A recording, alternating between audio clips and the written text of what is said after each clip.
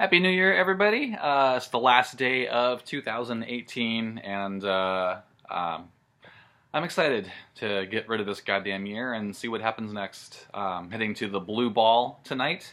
If you live in Portland, I sure hope to see you there. That's going to be a lot of fun. And while I'm here, while I have a little window of time, thought I might rattle off my current top 10 favorite movies of 2018. There's a few I haven't seen yet, so that list might change. I might amend it later down the road, depending on how I feel about Sorry to Bother You, or BlacKkKlansman, or the Mr. Rogers movie, a couple others. But right now, as it is, interestingly enough, not on purpose, my top 10 of the year is also my top 10 favorite horror films of the year. Apparently, it was a really good year for horror. It was a pretty fucking good year for Netflix. Fair play to Netflix. So yeah, and you know, the ones that made the top of the list are like all-time level good. Like really fucking yeah. Let's get started. I want to give an honorable mention at first to Cam, a Netflix original, which was kind of Black Mirror-esque, very Black Mirror-esque, but at this point, I think Black Mirror is kind of a genre rather than a brand. But they do it very well. Madeline Brewer is fantastic, carries the movie in a basically one-person performance, with a few exceptions. And very cool pro-sex worker agenda, which hopefully will set a precedent in like more mainstream films. Looking forward to that. Number 10 for me, just edged in ahead, was oh gosh, I forget the name of the team. The guys that made Summer of '84. The guys that made Turbo Kid. Summer of '84. Yes, this is part of what is already a very tired, played subgenre, the '80s nostalgia, kids on bikes subgenre. But this one kind of, I like where it takes things. You know, where it goes in the third act justifies its existence alongside all these other films, and really set it apart from the ones that are more rose-colored nostalgia. At the end of the day, this one actually is not, and it makes a really cool statement about the backfire of the suburbs. Very similar to Halloween, of course, but it does it in its own way. A little more on the nose and a little more focused on this one specific. Like if Halloween had been all about Michael killing his sister, basically. But this is exploring the idea that the very people, the young people, kids and teenagers, that the suburbs were theoretically designed to protect are the ones that are harmed the most by it, because you know it turns out that it's very Mask of the Red Death. The suburbs are kind of a stand-in for Prospero's castle, and you know you can't keep out the plague. Evil will find its way in, and if kids are isolated from, or sheltered from, you know, like life in urban environments, then they're not going to be prepared, you know, and they're going to maybe not know what they're getting into so much. These kids think they're on an Encyclopedia Brown adventure, and oh, they're not. They're really not. Number 9, not the most memorable movie in the world. I don't think it's going to make, you know, any all-time best of lists, but so much fucking fun. Upgrade, the directorial debut from Lee Wanell.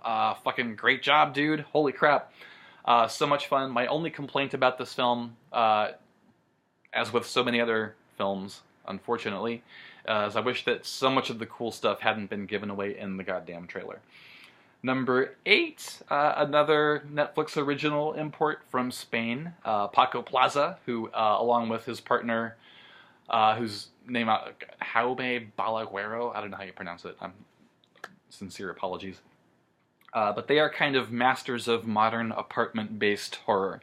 They're very, very, very good at giving the spaces a lot of character and the people that are inside them, and then creating incredible, nerve-wracking set pieces within the confines of apartments and apartment buildings.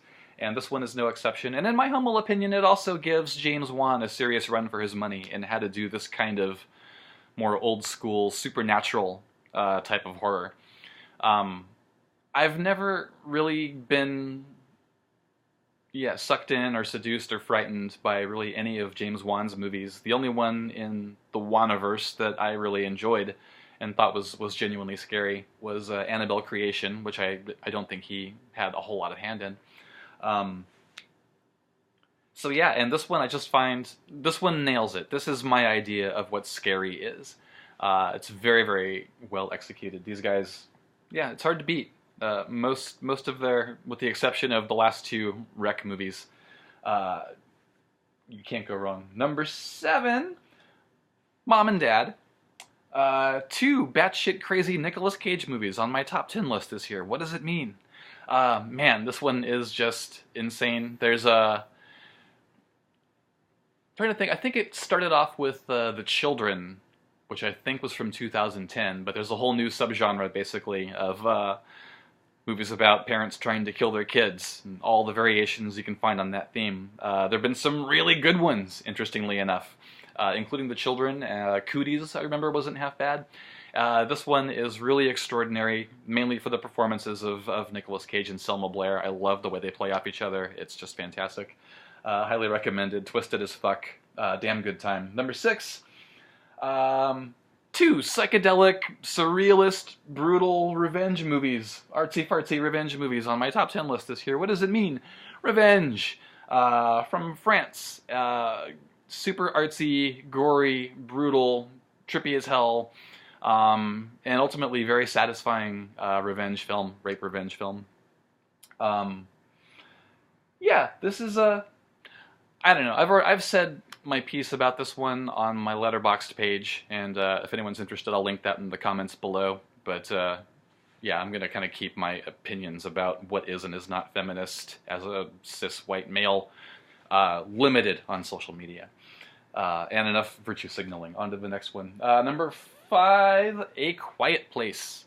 Yeah, you know, it's a setup that some people had a problem with, and I totally understand why.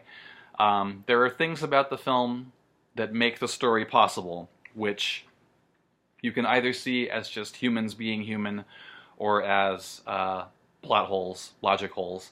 And I think either one is correct. But sometimes a setup that is not necessarily realistic is believable if the payoff is good enough. I think of The Descent, primarily, which is kind of an absurd set of coincidences that lead to this particular setup the characters have to deal with. But god damn it, it's so worth it. And it's very much the same thing here.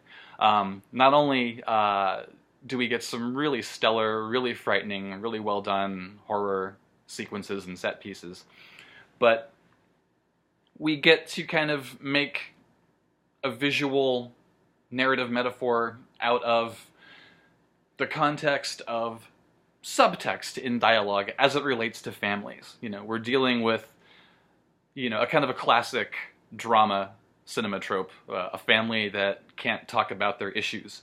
You know, in this case, you've got a family who literally can't talk, and yeah, they deal with it and they explore it in really fun ways that make this possibly illogical setup a little bit more forgivable. And ultimately, to me, it does feel very human at the end of the day. Really enjoyed it. Number 4, a late addition to the game. I'm glad I put this video off until now. Black Mirror Bandersnatch. Man, holy crap. We've seen like the legitimate arrival of interactive cinema as a valid mass media art form. Just this last week. It was a pretty exhilarating thing to behold.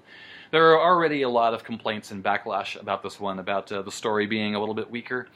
And I'm not going to argue that it isn't, but I think, you know, that was probably a choice that they consciously made for this one. You know, to kind of let the story take a little bit of a backseat to the format and the novelty of the format. You know, we're basically witnessing the arrival and the infancy of this format. And from here, the narratives, you know, the narratives and stories are only going to get better and more complex, you know, as we get used to it. And this was a great fucking way to get used to it. I think it was very well thought out.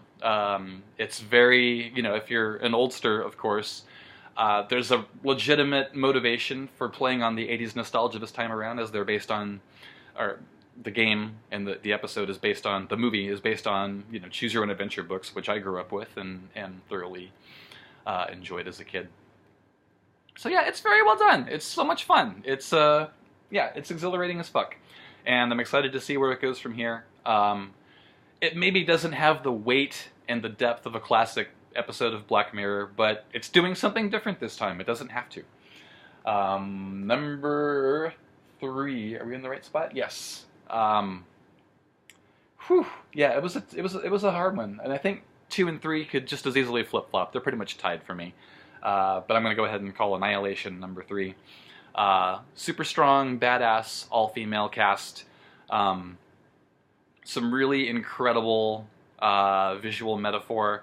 Kind of sci-fi exploration of human body horror. Don't want to say a whole lot for people who haven't seen it yet, but it's simultaneously gorgeous and terrifying. Alex Garland has done it again. Ex Machina was my favorite film of 2016, and this one's right up there for me. Hell of a track record, buddy. You're doing great work. The bear scene is the scariest thing I have seen in a couple of years. It just scratches that fucking scare itch that is so elusive. Maybe the last time I can, off the top of my head, remember being so affected by a creature would be, the climax of the original Wreck from Balaguero and Paco Plaza. Yeah, good stuff. Number 2, not the scariest movie ever made, as some of the hyperbolic machine led us to believe, but I think definitely filmmaking-wise on par with The Shining and The Exorcist, Hereditary. We're going to be talking about this one for a long time. I've still only seen it once, and I look forward to my second and third viewing and unpacking all the layers and all the hidden meaning. And Rob Ager from Collative Learning has already got some video essays up about it, and I'm excited as fuck to dive into those. Tony, yes, she deserves all the Oscars. Man, I hope this film does something at the Oscars this year. It would be really fucking amazing. Number 1, the linchpin film that ties 2 other of the films on my top 10 list together. And another number 1 hit for me from Panos Cosmatos, Mandy. This kind of shit, it's just, it's my jam. If it's not your jam, I totally get that. This and Beyond the Black Rainbow, Panos' first film, which was my favorite film of 2012, I believe is when it came out. You could accuse both films of being like a half-hour short film's worth of story stretched out to hour and a half, 2 hours length. In this particular case, I don't see that as a negative. If the style and the experimentation and the aesthetic journey is worth it, yeah, absolutely. I have no problem with a very flimsy story that's there to kind of hang the rest of the movie on. Enter the Void is a classic example of that. I could watch that movie over and over again. I don't care how little story there is because the ride is so fucking cool. And the ride in this movie is incredibly cool. Nicolas Cage, what a fucking amazing year for this guy. Congratulations to you, man. You fucking weirdo. Bless your heart. Yeah, fucking Panos. I'm on board the Panos Cosmatos train. It appears to me that he is creating a shared universe, cinematic universe, that is united not by characters or a location, but by the year 1983, kind of the Panos alternate reality, 1983. And if he wants to continue this, I look forward to further stories and experiments from this world. I am so madly in love with the visual and music-driven Panosverse? Cosmos? That's what we'll call it. And there you have it. And yeah, I'm curious to hear what yours were. Leave your list in the comments below, or link me to your video if you have one. If you liked what you saw here, feel free to drop a like. If you haven't subscribed yet, that would be awesome. Happy New Year, everybody. See you on the other side.